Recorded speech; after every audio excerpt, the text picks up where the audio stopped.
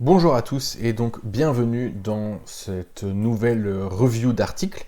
Alors cette fois-ci c'est un peu particulier, déjà je voulais fêter un petit peu les 300 abonnés. À mon niveau c'est super, donc voilà, merci beaucoup à ceux qui se sont abonnés et qui me suivent déjà depuis pas mal de temps. Cette review elle a donc deux objectifs. Un, de continuer justement ces reviews d'articles qui ont qui vous plaisent beaucoup, en tout cas de ce que je vois, j'ai eu beaucoup de retours positifs par rapport à ça, donc je continue. Euh, Ensuite, il y a un autre aspect qui va donc être également tout ce qui est apport de la réalité virtuelle en neuropsychologie. Ça, forcément, ça fait partie de mes missions.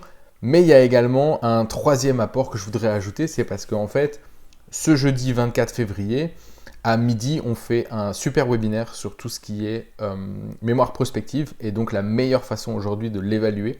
Qu'est-ce que la mémoire prospective, etc. On aura une invitée exceptionnelle qui est donc une docteure qui travaille sur la création d'outils en réalité virtuelle pour l'évaluation et la prise en charge de la mémoire prospective. Donc j'avais envie avec vous aujourd'hui de justement vous parler d'un article très intéressant à ce sujet. On ne va pas attendre plus longtemps, on y va, c'est parti.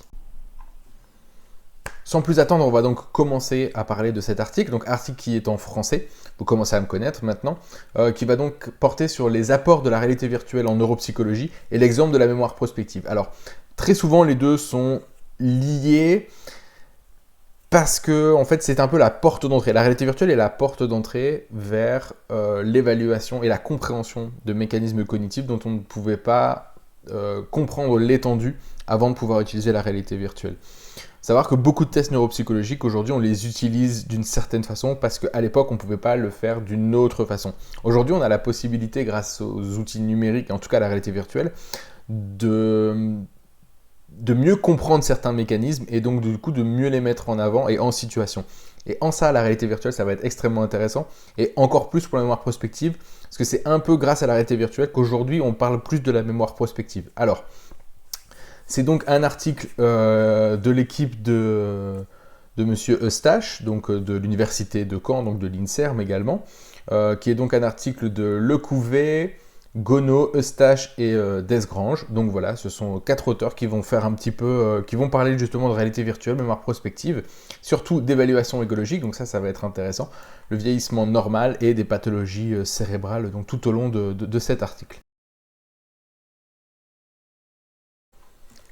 La première partie de l'article, tout simplement, c'est de reprendre un peu les concepts de réalité virtuelle. Alors, il parle beaucoup de l'oxymore de réalité virtuelle, avec cette signification quasi réelle, la mauvaise traduction française qu'on en a faite. Alors, effectivement, c'est quelque chose qui est extrêmement compliqué à traduire.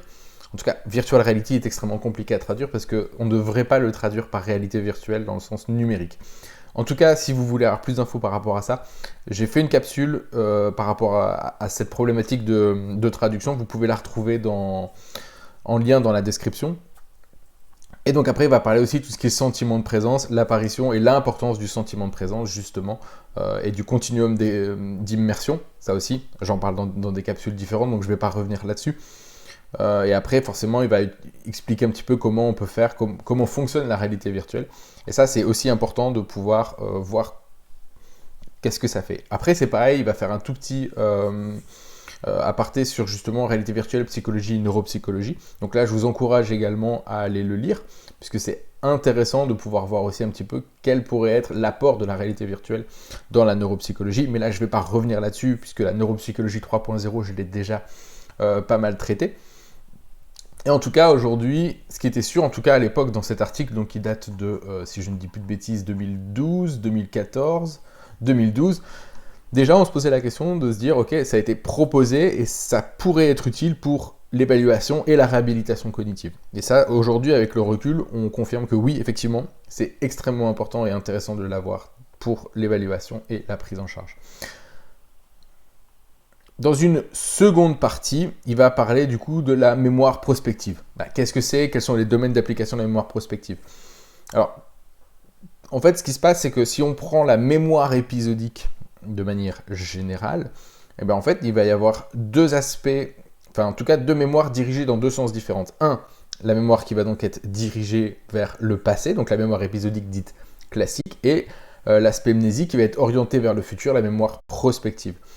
En fait, c'est un peu la mémoire des intentions. C'est me souvenir de réaliser une action à un moment précis du futur, et ça va sous-tendre la formation d'une intention, son maintien en mémoire, sa récupération et son exécution différée sous forme d'une action.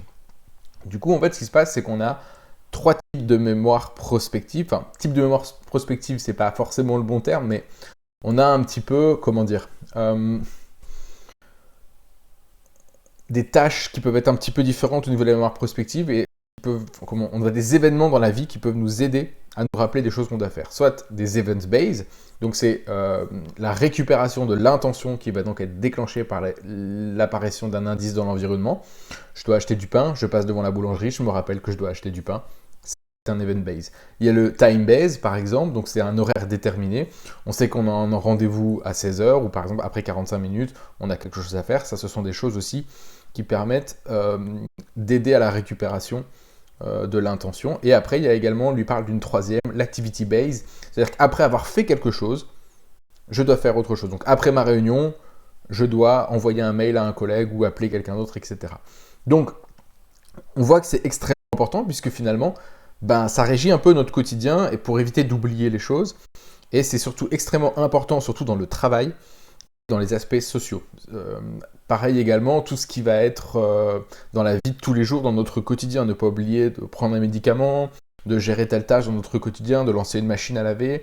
Tout ça, c'est vraiment pour nos objectifs d'autonomie, c'est quelque chose qui va être extrêmement important à prendre en compte. Et donc, c'est pour ça qu'on se rend compte qu'en fait, c'est extrêmement important aujourd'hui de l'évaluer dans un bilan neuropsychologique. Et c'est pour ça qu'on va voir un petit peu comment on peut faire pour l'évaluer à l'heure d'aujourd'hui.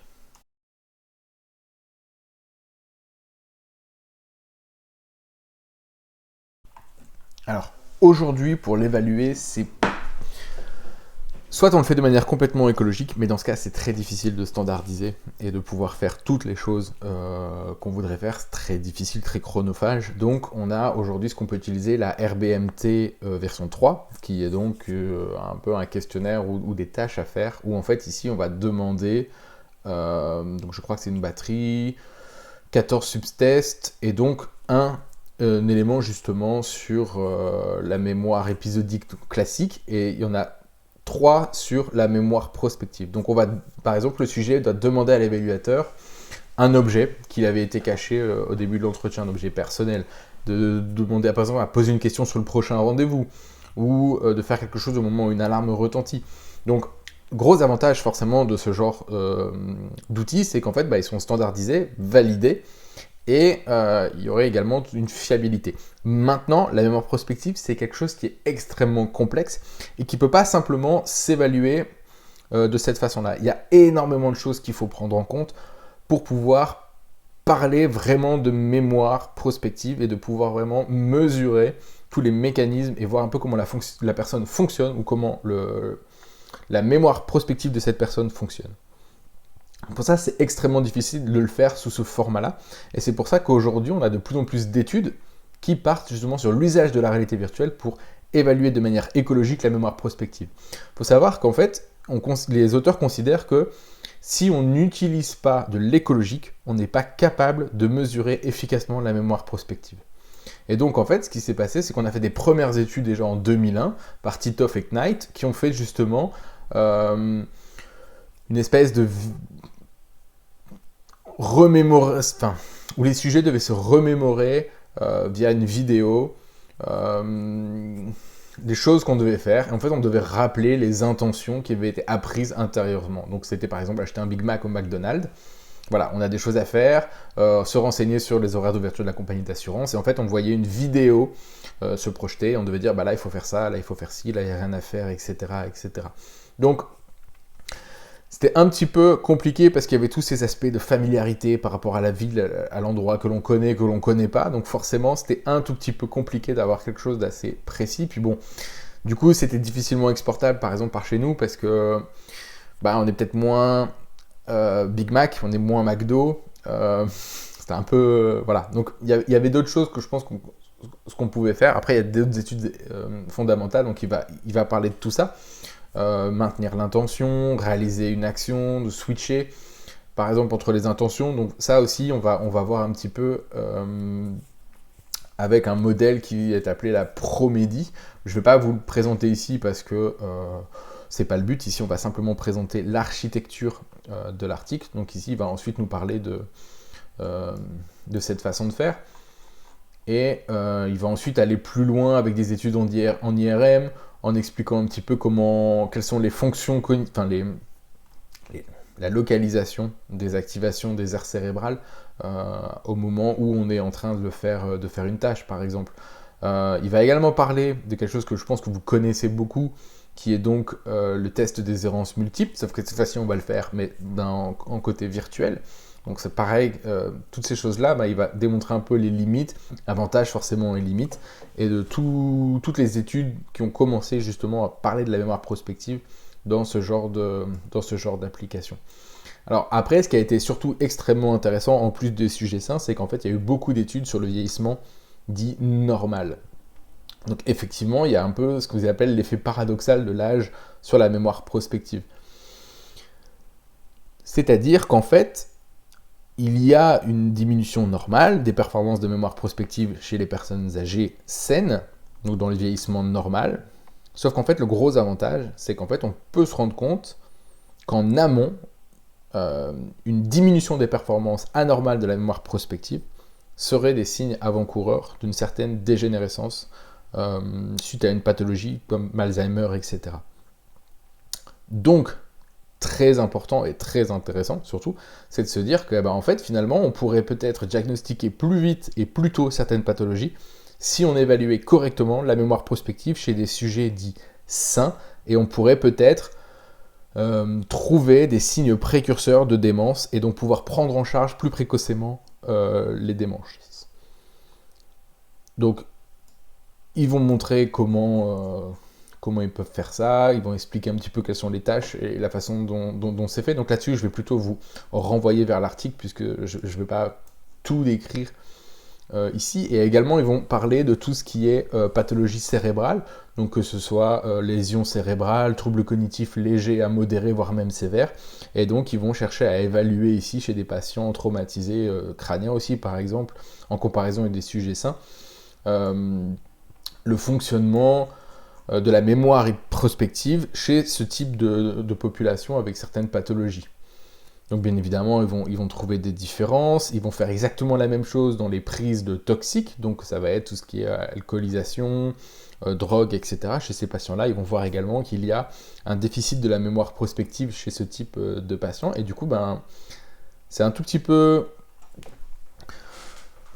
C'est là que ça devient vraiment très intéressant de voir et d'étudier la mémoire prospective, c'est parce qu'en fait, on voit qu'en plus de fonctionner d'une certaine façon chez les personnes âgées, de voir qu'on peut avoir des déficits chez des personnes saines ou des personnes saines, des personnes qui ont d'autres pathologies sous-jacentes ou qui sont en train de développer des pathologies dont on n'aurait pas encore trace à l'heure actuelle, en fait, on aurait potentiellement une fonction cognitive qui nous permettrait de gagner du temps sur le diagnostic et sur la prise en charge. Sauf que paradoxalement, c'est là où ça devient très étrange, c'est que c'est quelque chose qui pourrait être super intéressant pour notre pratique, mais c'est quelque chose qu'on fait très peu ou même quasiment pas du tout. Il y a très très peu de neuropsychologues qui l'utilisent, qui l'évaluent, et du coup je trouve ça dommage parce que c'est quelque chose qui manque beaucoup dans la profession et dans la pratique, c'est justement cette évaluation et cette compréhension de la mémoire prospective.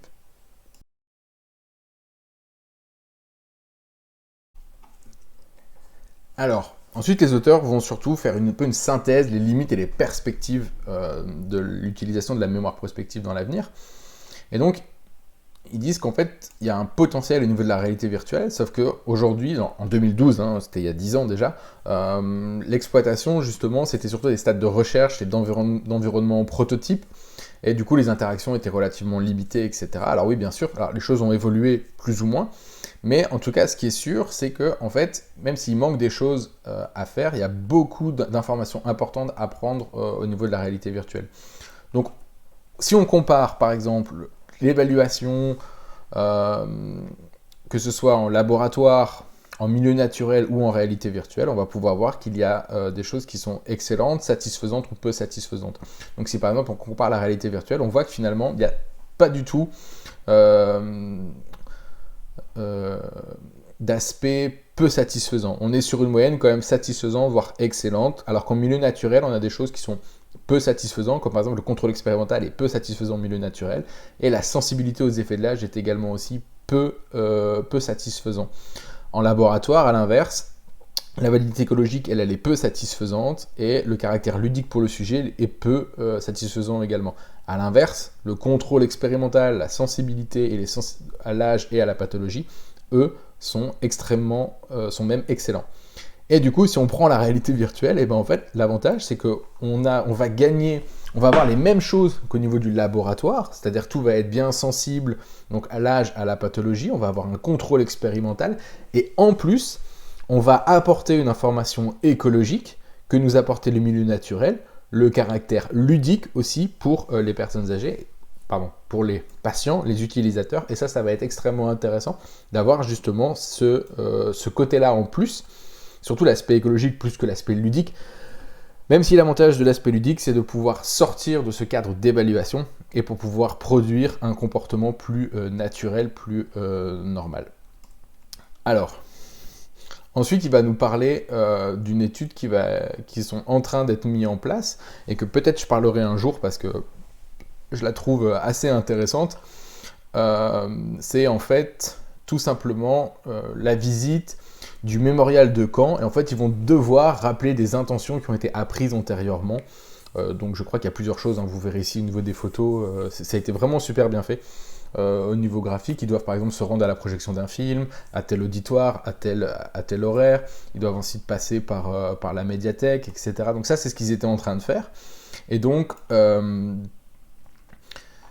l'objectif tout simplement c'est de voir si les intentions qui ont été apprises peuvent être refaites dans un environnement virtuel et voir s'il n'y a pas justement la possibilité d'avoir un diagnostic qui pourrait être vu dans ce genre de pratique et pouvoir mieux étudier la mémoire prospective.